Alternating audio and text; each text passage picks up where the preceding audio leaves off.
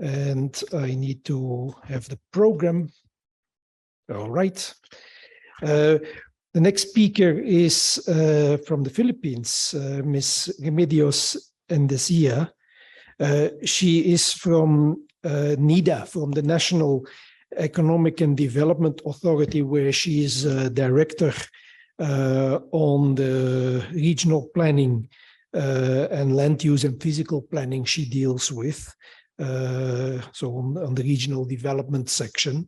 And she has an economic and planning background. Madam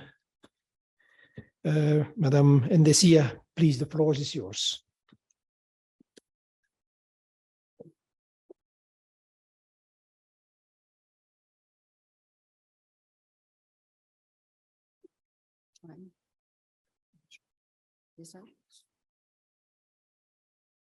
Thank you very much, and good afternoon to everyone. It's very difficult to follow a very detailed presentation from Bangladesh, but let me discuss our experience from our recovery initiatives from various disasters. So we were told by Bruno to minimize the country context when he gave us our advisory on our presentations, but let me just show you part of my country. And we are an archipelago. We have 7,100 islands. And the risk profile is that we are located in the western, we have a very small map here. We are located in the Western Pacific Ocean, where tropical cyclones are formed. It has an average of 20 typhoons per year. And unfortunately, this location is also called the Pacific Ring of Fire, similar to Indonesia. And because of that, we have many earthquakes and volcanic eruptions. So this is my title, In the Midst of Multiple Hazards, Unprecedented Challenges. In 2020, most of us welcomed the new decade with a lot of optimism because we were starting a new era. But unfortunately for the Philippines, in January 2020, we had a massive volcanic eruption. That's Mount Taal. And then we had 3 successive typhoons in 2020, and then followed by Typhoon Rai in 2021. And last year, we had another typhoon. And to top it all, we had the COVID-19 pandemic. So we had to live within the myriad of multiple hazards. What did we learn from all these hazards? We had to rise above the devastation, and we had to recover from the disasters. And one major realization is that settlements, rehabilitation, and reconstruction have the highest cost and the longest time to implement relative to other sectors. Housing is the most difficult to implement, mainly because of land issues. And I don't have to give the details because we are familiar with issues on the availability of affordable, suitable lands where we can build settlements. And when we do reconstruction and rehabilitation, we build not just houses, but we build communities. Communities where there's access to livelihood. There are services like hospitals and schools. So it's very expensive to reconstruct settlement areas. There's also an issue between in situ or on-site rehabilitation or resettlement. In the Philippines, where many of our most vulnerable sectors live along the coast of the sea, the issue is whether to transfer them to a new location or let them build in more resilient housing in their present locations. But it's very expensive to move people out. And then another lesson is that we incorporate lessons from multiple hazards. As I said, we suffer from volcanic, earthquake eruptions, typhoons because of our location. And all of these disasters have a different kind of location. Will you put people in the mountains, in the uplands, where they're more prone to landslides? Or will you put them in the lowlands where there are more flooding? So These are the challenges to most of our planners. And then with COVID-19, we had to learn from the lessons, like we have to have more open spaces, alternative transport modes like biking lanes, and improve walkability of cities. But because of the very expensive cost of rehabilitation recovery, we have to sustain and be more resilient. And one of the approaches is to have a national spatial strategy. And this was discussed thoroughly in the morning session. Our overall framework for spatial planning is to contribute to inclusive growth through improved connectivity and better access to economic opportunities and social services across regions.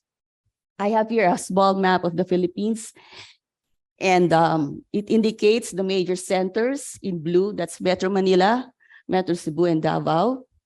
And we seek to decongest the national capital region, that's Metro Manila, and direct growth to key urban centers throughout the country.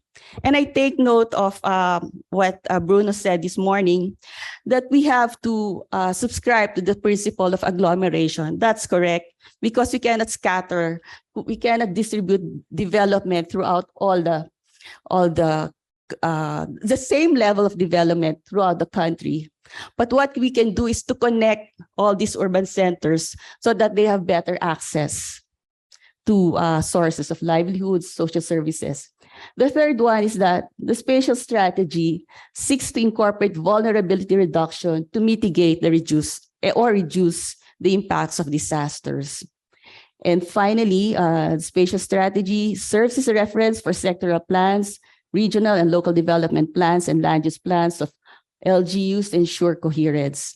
And this morning, we see a commonality in the planning structures from the national, regional, local levels.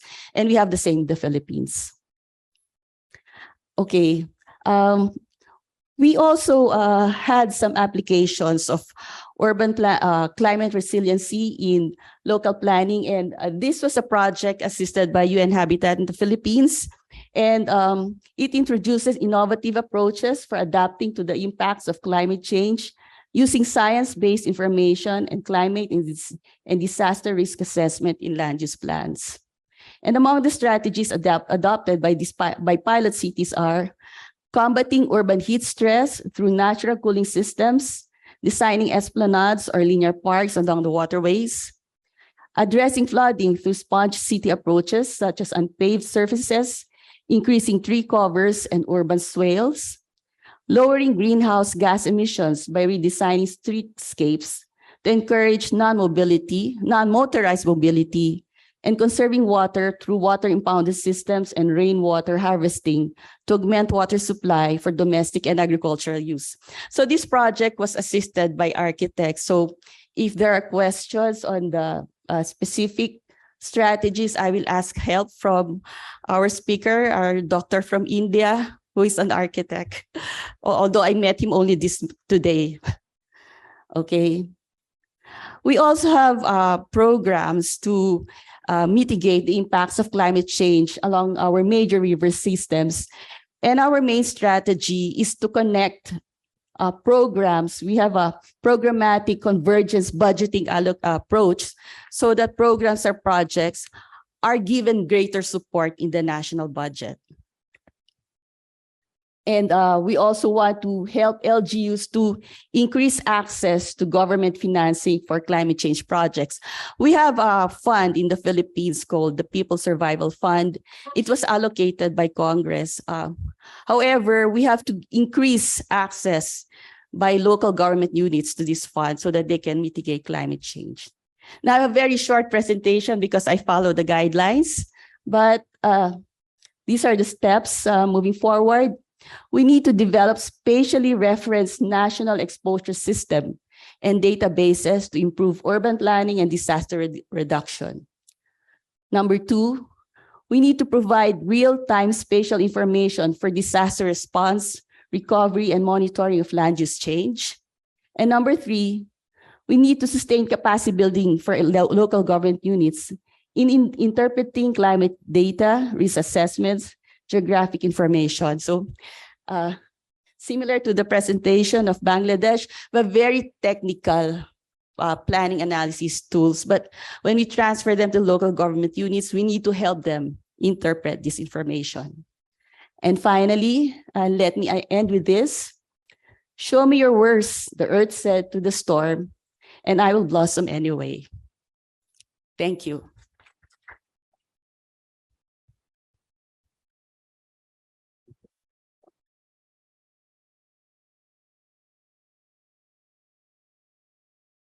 Thank you so much, Dr. Endencia. And indeed, we had a long-standing and very good collaboration with the government of the Philippines on planning and urban design, these two elements combined. So, and on all of climate change issues, the mainstreaming thereof.